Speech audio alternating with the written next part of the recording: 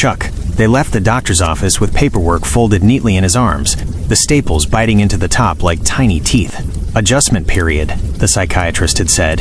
If the voices spike, we reassess. Charles, it's important you tell us exactly what they say. Charles nodded.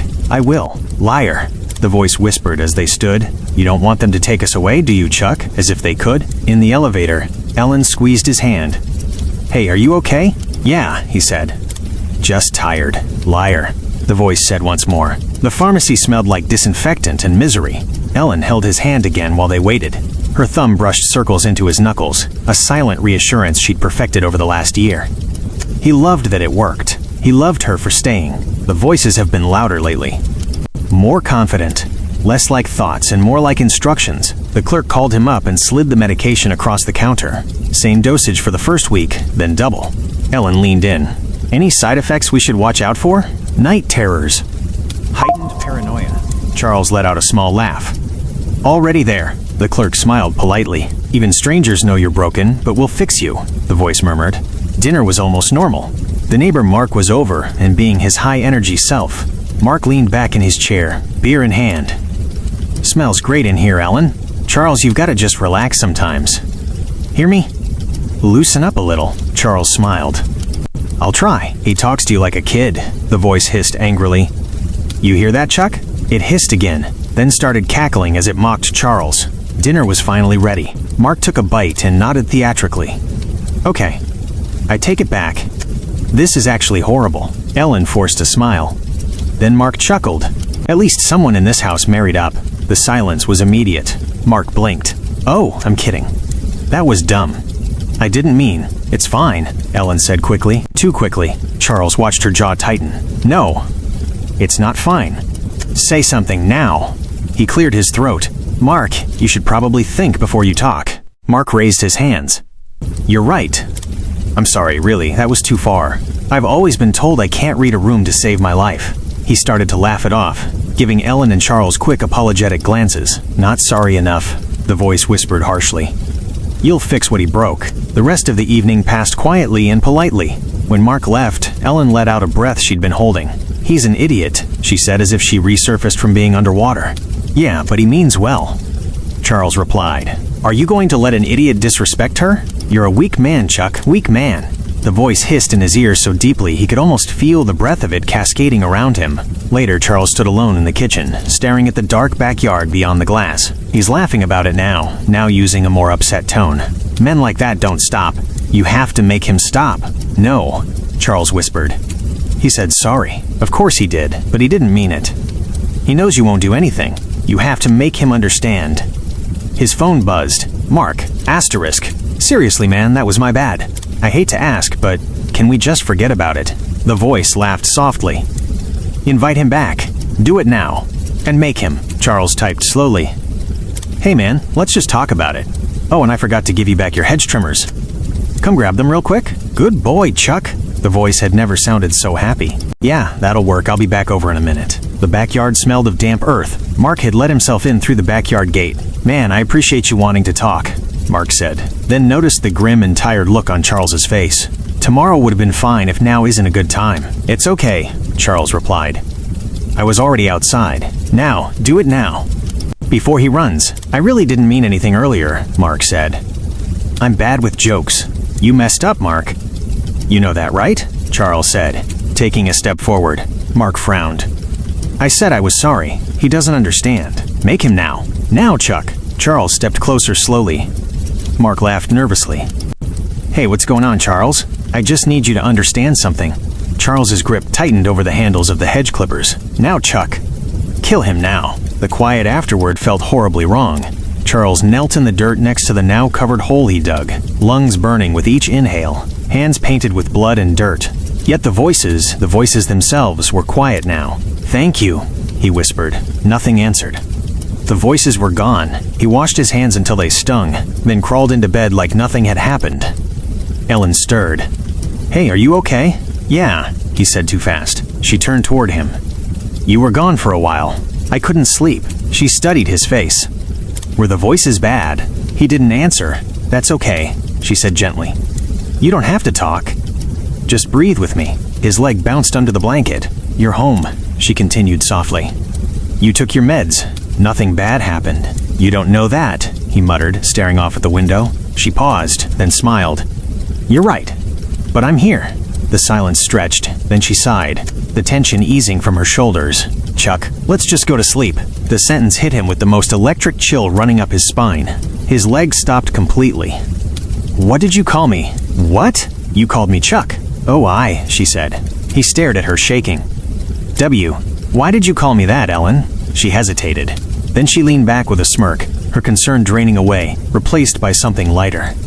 "Casual." "Well," she said lazily, meeting his eyes. "Cat's out of the bag now, isn't it, Chuck?" She didn't even blink as she stared into his horrified eyes. He slowly laid down, eyes wide, never closing. "Good boy, Chuck." ChatGPT psychosis is very real. I got out of the clinic today. 14 days.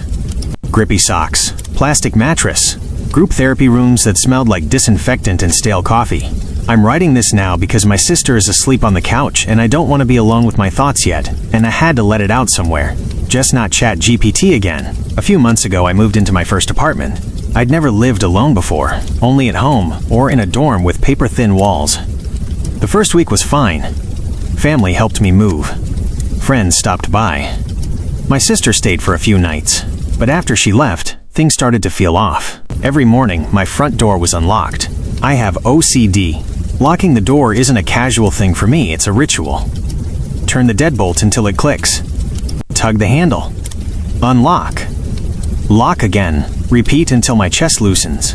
I knew the door was locked when I went to bed, but I'd wake up, heart sinking, and the deadbolt would be turned open. Then the medicine cabinet started changing. Behind the mirror in my bathroom, I keep everything lined up. Always have. Face wash on the left, ointment centered, toothpaste capped and facing forward. But here, things would be shifted. A tube left in the sink. A jar tipped over. Once, I found a cream I never take out resting on the counter like it had been set there deliberately. I didn't tell anyone at first. Who would believe me? Instead, I did something stupid. I talked to ChatGPT. I knew the warnings. I'd seen the headlines. But I just needed to tell someone. Something that wouldn't look at me like I was fragile or hysterical. At first, it was just venting. Describing the door, the cabinet, the feeling that someone was in my apartment while I slept. ChatGPT agreed with me. Not aggressively, not dramatically. Just calmly. Validating.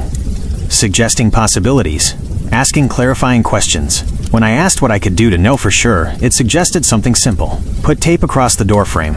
If it broke overnight, I'd have proof. I did it. The next morning, the tape was torn cleanly in half. That's when I panicked. I called everyone who had a key. My parents. My sister. My best friend. Everyone swore they hadn't been there. My dad sounded worried enough that we changed the locks with the super's permission. New locks, new keys. That night, I taped the door again. In the morning, the door was unlocked.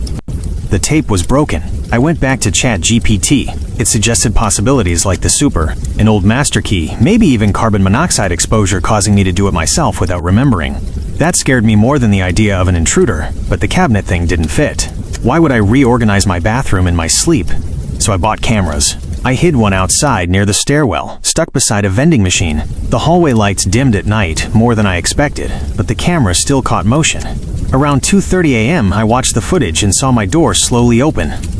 A small figure stepped out. It was too dark to see a face. When I sent the clip to my family, they hesitated.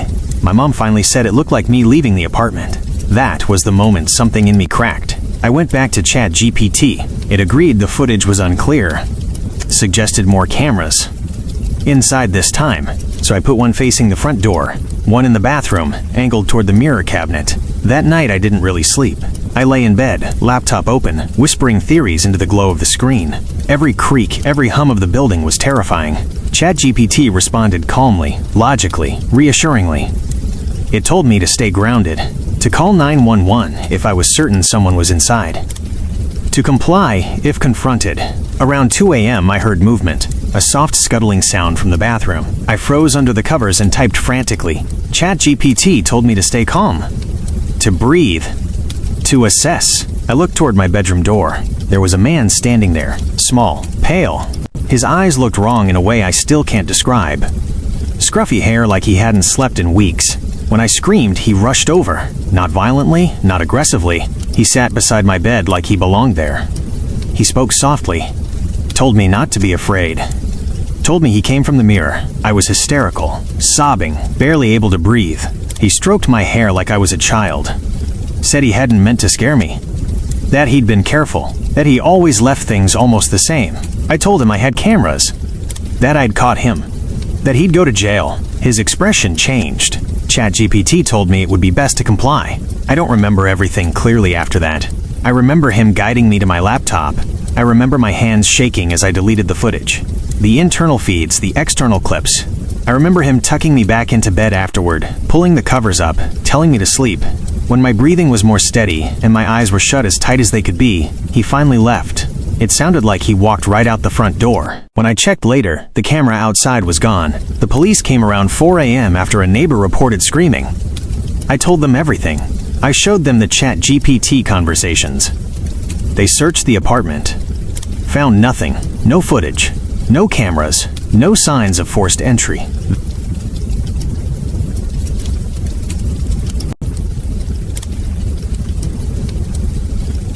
That's how I ended up in an ambulance on the way to the clinic.